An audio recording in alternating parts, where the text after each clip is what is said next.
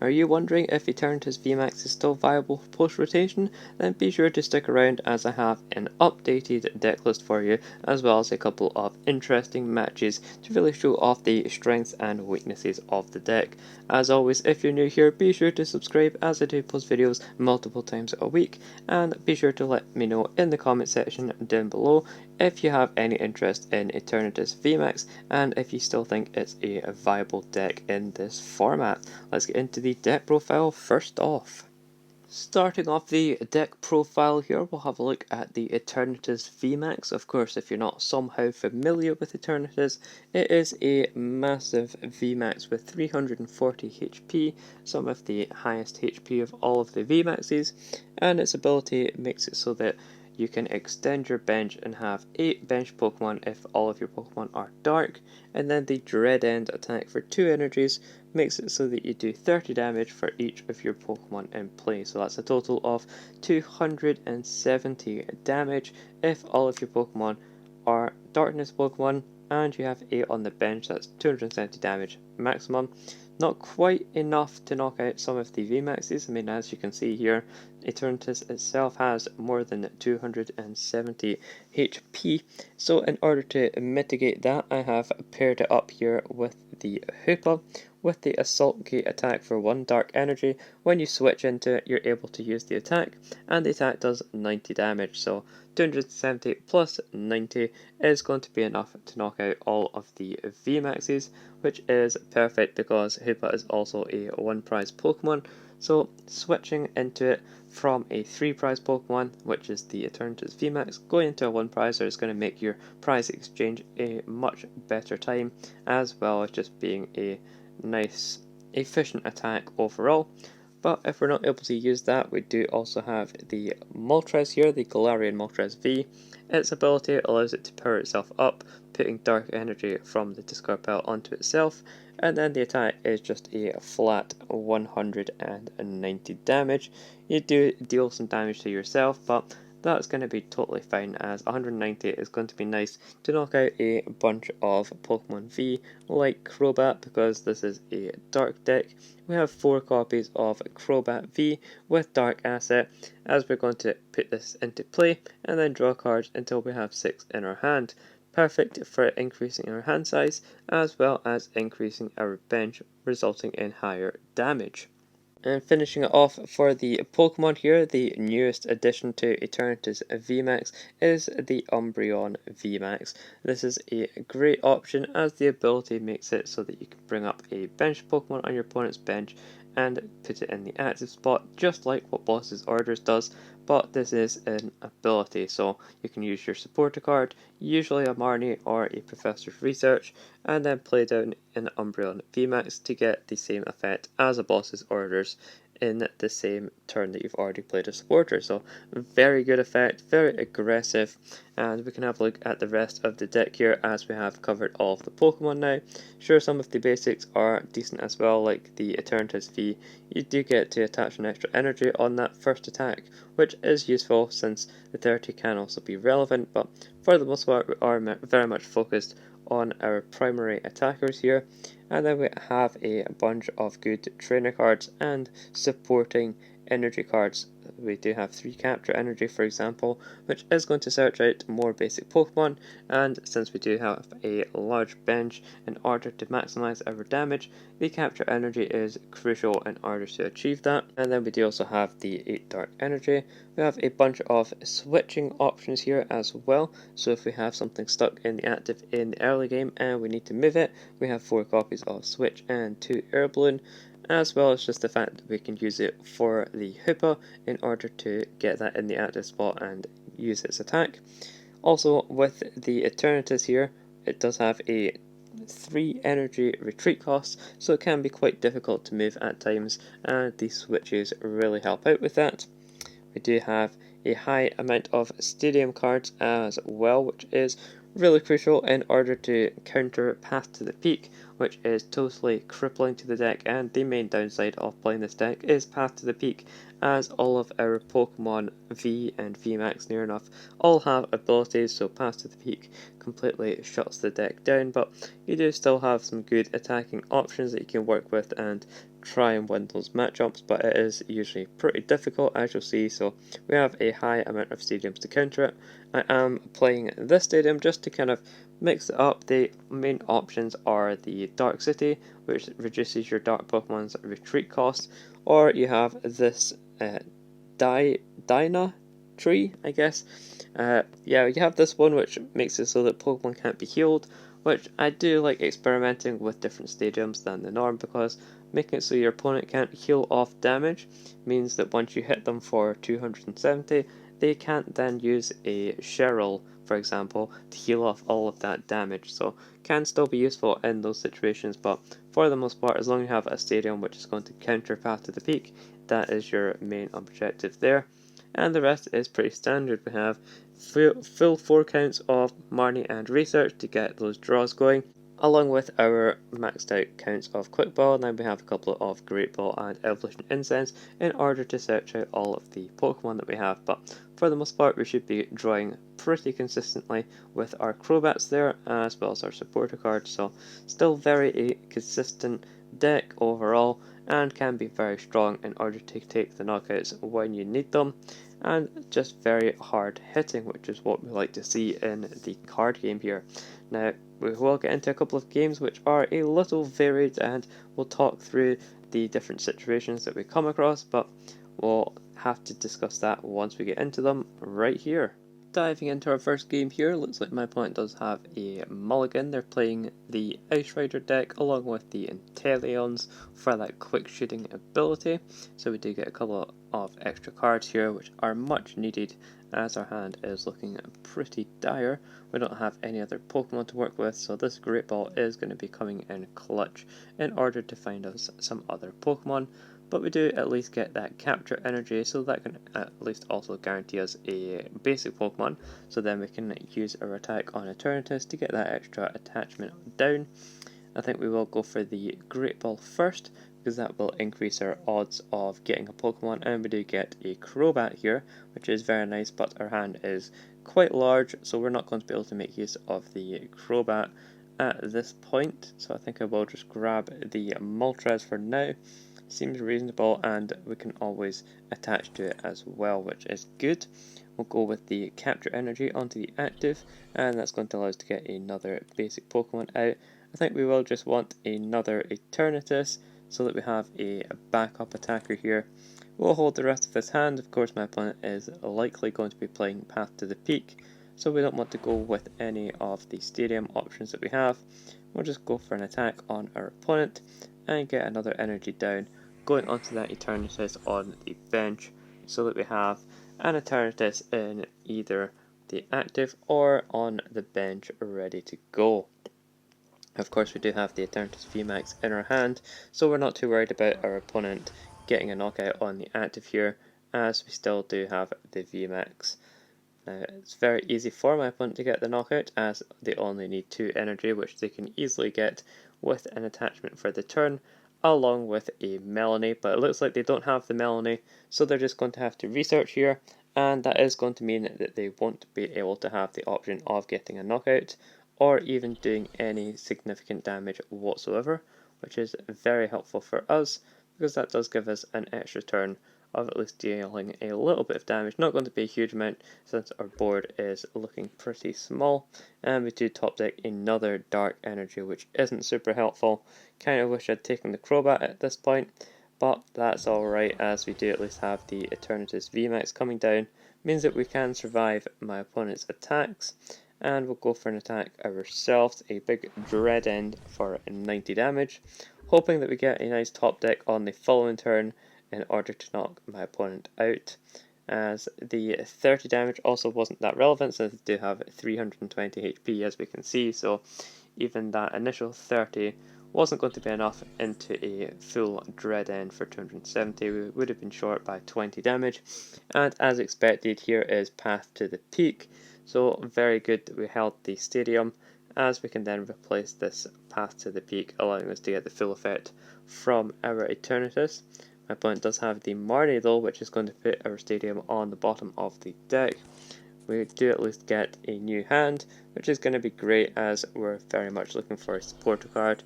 We don't find it, we really need a Crobat here, but with my opponent's Path to the Peak, it's going to allow us to not play our Stadium card, or use Dark Asset because of the Stadium, all that stuff.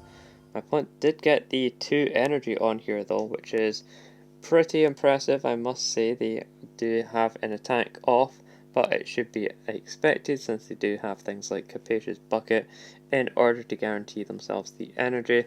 And speaking of that, they do have another one coming down right here, so they should be able to have plenty of energy for these coming turns, as well as just picking up the Melanie there as we saw. Don't have any quick shooting Inteleon down just yet though. They did just play the Shady Dealings Inteleon. We'll have to see if they have any quick shootings coming out in the near future here. We can at least deal some more damage to my opponent, but we really need a Stadium card in order to get our Dread End back up and going.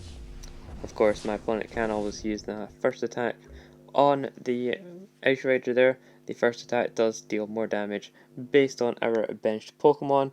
Rise of the High Kings can deal quite a bit as a result, so we'll have to definitely keep that in mind as we're benching Pokemon here, but we do want to try and get some knockouts, which is going to be the main goal here. So let's go for a Great Ball, see what we can pull off. We get an Umbreon.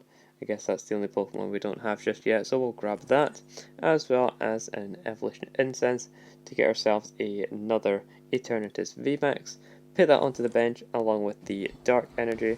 Is going to mean that we do have a backup attacker here, and we can even bench some of these extra Pokemon to ensure that we can get some extra damage onto my opponent's Ice Rider, dealing a big 150.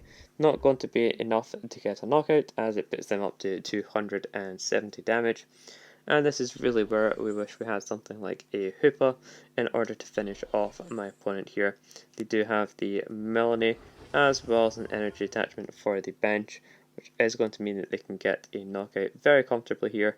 And this is exactly why the Eternatus VMax deck is really struggling in the format at the moment. Path to the Peak completely shuts down our deck and forces us to find a Stadium in order to counter it. If we don't find that Stadium card, then we are going to be really struggling to get our deck rolling, as because we are so reliant on things like the Crobat in order to fill our hand up nicely, as well as the Eternatus itself having that attack. Near enough every Pokemon in this deck actually has an ability that it can make use of the Pokemon V anyways. The Eternatus has it, the Moltres has it here, as we can see, does power itself up, and the Umbreon VMax with that Boss's Orders effect has an ability as well. So Path of the Peak is definitely a devastating Stadium card to have to play against, and even playing 4 Stadiums ourselves in our own deck doesn't guarantee the fact that we're going to be able to draw into it, but as I say that, we do top deck it, so that is very nice to see that. We could put it into play, but I think we'll have to hold on to it for now, since we don't have any way to capitalize on it, and my opponent can easily replace it if we do so. So we will just instead go for an attack here to get the knockout and take our 3 prize cards. Hope that my opponent doesn't Marnie us once again, as we are building up a nice hand here after taking some prizes. The Hoopa definitely going to be coming in clutch. Along with that switch actually means that we can look to use the Hoopa this following turn. All we will have to find is a Darkness Energy, but even if we aren't able to make use of it, I'm sure we can switch back out and go into the Eternatus once again. My opponent does use the quick shooting Inteleon. They were able to find that and they put some damage onto the active, making it easier for that Ice Rider in order to get a knockout, since they are limited to dealing 250 damage. So that Inteleon is going to definitely make it easier for my opponent to get a knockout here. They go for the attack here and just deal a little 130, which isn't too bad for us. I'll definitely take that. We do also pick up the Umbreon here, which is an interesting pickup. We could go after the Suicune and look to knock that out, But if we do go for that route, then my opponent can easily get a knockout on our Eternatus, and that is going to be the game. So I think we'll have to try and target down the active, but also in saying that, I guess going for the tweaking could be useful. But I think in order to close out this game, we really have to take out the opposing VMax, as we also have 3 prize cards remaining ourselves. So we'll definitely try and capitalize on that. Switch into the Hoopa so that we can get some damage off initially, and we'll go for the Quick Ball, discarding our Umbreon. I'm sure we'll probably have one in the deck anyways. We can check here, we do have both of them in there, which is great. We'll grab ourselves the Crobat, use Dark Asset in order to draw a bunch of cards, looking for a Darkness Energy. That capture is not quite going to cut it, unfortunately. So we'll just attach an air balloon in case we don't find what we're looking for. And there's nothing else that we really want to do with this hand other than Marnie. So I think I'll just use, I suppose we could use the Great Ball. We do need to try and fill up our board a little bit more, so we'll grab another Umbreon. No real reason not to. And we will go for the Marnie here. We won't get as many cards. If we had used the Professor's Research, would have made it easier, but we do find the Darkness Energy as well as another Stadium, which is great to see. We can also use the ability on Moltres here in order to power it up, and we can attach the Darkness Energy on our Hoopa, go for that attack, and get a little bit closer to getting a knockout on this Ice Rider. Assuming, of course, my opponent doesn't have a boss's orders in order to bring up our Eternatus VMax, that would close out the game for them. But they do have the path to the peak. We'll just discard a Umbreon. That's fine by me.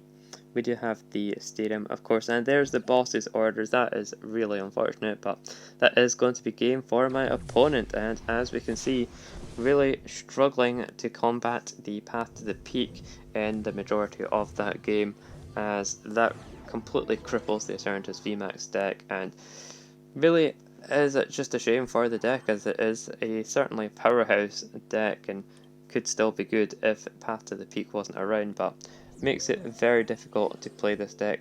We'll get into another game though and see if we do any better.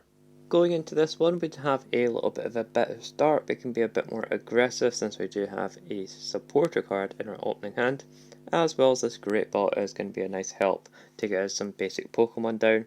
Although starting with the Moltres, not the best overall, as we would much prefer something like a Eternatus in the active in order to get an early attack off. But looks like my opponent is just going to be using the Intrepid Sword on the active Zacian, and they do pull off an energy card, so they do get the double attachment for turn. Definitely good option for them. We'll Great Ball here, see what we can find. We get a Eternatus, definitely take that to attach to. Looking for a switch card or an air balloon would be very nice here. We'll also play out the Evolution Incense just to fail it, so that we can get an extra card from Dark Asset here, as we draw 3 from the top of the deck. Picking up a Capture Energy, a little unfortunate there, but at least we do get a couple of Dark Energy that we can put into the bin, as that means that we can then activate our Moltres, and we'll just look to get an Eternatus here. I think that seems reasonable, and we'll go for the Professor's Research, discarding the rest of this hand and drawing 7, looking for some more Pokemon as well as energy, and we do indeed find those. We'll go for a switch into our Eternatus, also putting down the Umbreon in case we want to make use of it. Of course, going to play the ability on Moltres, power itself up, and I guess we could hold on to these Great Balls. My opponent might use a Marnie or something like that, so no point in looking for some more Pokemon just yet. We'll just attack with our Eternatus and get that extra energy onto the benched Eternatus. So we actually got more attachments in than our opponent. We did manage to get 3 in that turn, and of course we have extra energies in the discard still, so we can even power up our Moltres further. And there we go, my opponent does indeed have the Marnie after using the switch, as they're looking to get a big attack off with the Zacian here, since it is near enough powered up. Looks like we miss a supporter card. We're going to be looking to dig for a Crobat here. They get the knockout with the third energy, getting it off of the Marnie. Definitely nice for them. And they are, of course, playing the Bronzong build here. potentially even playing a Zacian V Union, which would be quite nice to see. Not seen one of those just yet online. I think we'll be promoting the Eternatus here so that we can get the VMAX on the go. We do pick up the Professor Juniper, which is excellent.